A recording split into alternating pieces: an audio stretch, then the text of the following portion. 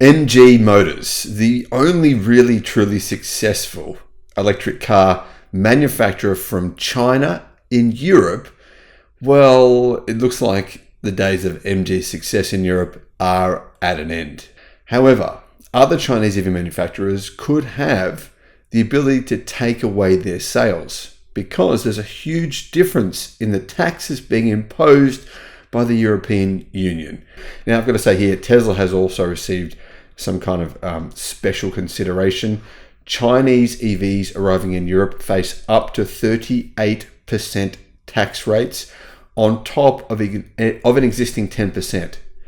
That makes 48% taxes for company, well, in particular for MG Motors. MG are the best-selling Chinese EV manufacturer in Europe by far, by a mile. No one's even close to them in terms of Chinese brands.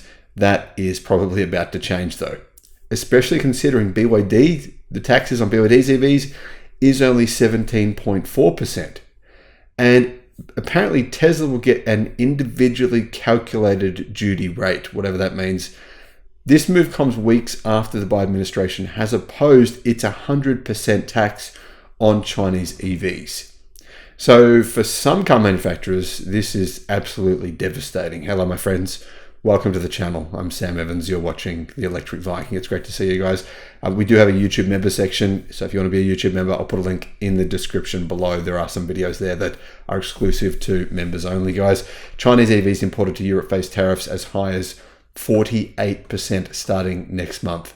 The European Commission has announced. Now, BMW, Mercedes, Audi, Volkswagen, they are all furious. They think this is a terrible idea. Stellantis as well. European car manufacturers they are saying that this is terrible. They do not want this to happen, and there's obviously reasons for them saying that. Now, not every automaker in China will be treated so harshly, though. Some are getting, relatively low taxes. 17% is very small in comparison to 38%. Now, these new tariffs will be in addition to the 10% already that apply to imported EVs, meaning MG Motors would be paying 48% taxes on its EVs sold in Europe. In other words, to be honest, I think they're finished. I don't see how they can get around this. The only alternative for MG would be to set up in Europe, to build factories in Europe, and then to probably assemble their cars in Europe. That would be possible. That would probably be the only strategy that I think that would be the way forward for them. Analysts previously predicted tariffs are between 10 to 25%, so no one expected these tariffs to be this high. But SAIC, the owner of MG, and obviously SAIC Motors is a Chinese government-owned entity, they have been hit the most with a maximum of 38.1%, which rises to 48.1% if you include the existing 10%. Geely cars face a much smaller 20% tariff, BYD 17.4%. Now, the EC didn't outline a rate for Tesla, only saying that the automaker may receive an individually calculated duty rate at the definitive stage, whatever the hell that means. We do know, though, that Tesla apparently were exonerated. The European Union said that Tesla does not receive payments by the Chinese government when it sells EVs made in China in Europe. So Tesla's not getting any special incentives. BYD, it said MG Motors, of course, it's a government entity anyway, but it was getting apparently direct payments for every vehicle that it sold in Europe. So that's apparently, depending on the payments you're getting or how much your company is actually owned by the Chinese government, that pretty much determines how high the tax rate the European Union is. Automakers not investigated by the Commission face a 21% tariff. So if you haven't been looked at, NIO, XPeng, Li Auto, for example, they will face 21% tariff, so higher than BYD, but they have the option to submit their businesses for scrutiny in the hope of securing a better deal. And those that refuse to cooperate with the inquiry looking into how much financial assistance Chinese brands receive from the country's government they will suffer 48% taxes. So if you don't want to open up your books and basically show your bank accounts and everything to the European Union to see where the money's coming from, then you'll be hit with a 48% tax. The tariffs will be applied almost immediately from the 4th of July, concluding the work of the European Commission, which began investigating last year. The EC's official announcement contradicts an earlier report published by the Financial Times, which suggested tariffs would come in at 25%. Financial Times was wrong. those numbers are, well, no one has a tariff of 25%. The numbers are completely different to that. The tariffs the EU is applying won't necessarily result in the retail prices of Chinese EVs going up by the same amount. Automakers, of course, will try to absorb the financial pain. Some experts predicted the tariffs would have to be as high as 50% to have an impact. So high are the Chinese brands' profit margins.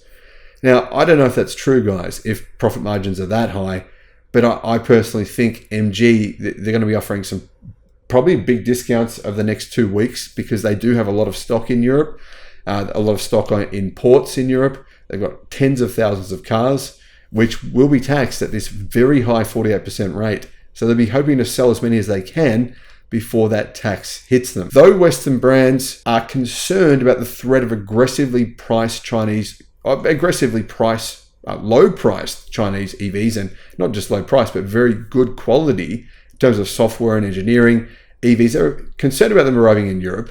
Many of them are very much against the EU applying tariffs because they fear China will respond in kind, hurting their export sales. China has previously said it would be prepared to apply 25% levies on imported cars with big engines, so it's not really relevant anyway. News of these tariffs comes just weeks after America has announced it's basically shutting out Chinese cars, except there still is a loophole through Mexico. Now, Audi just said it's going to spend $1 billion on building a manufacturing facility in Mexico to increase production there and ship vehicles from Mexico to the US. Now, is there any back way into Europe doing something similar? Maybe there is. I'm not sure. Maybe there'll be European countries which will allow these car manufacturers to set up and just simply assemble cars there, do most of the work in China, then simply assemble them there and then sell them in China. That could happen, but that would still be a cut, maybe at least a year or two away from eventuating, guys. Here, the key takeaway for me, though, is this. Geely and BYD have a huge advantage over the current king of Chinese EVs in Europe, which is MG. MG is going to be in a very difficult situation here.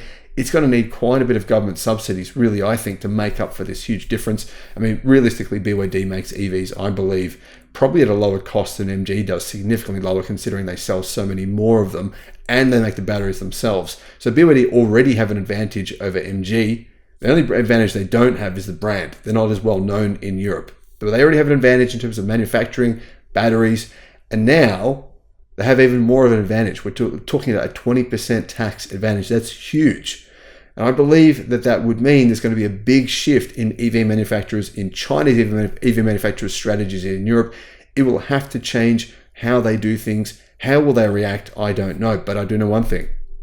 We've just seen car sales in China for May. And legacy automotive sales, Toyota, down 15%. Volkswagen, down. Every single legacy automaker now is shrinking its sales in China at a drastic pace. So fast, in fact, that many of them could pull out within the next year or two. Thanks for watching.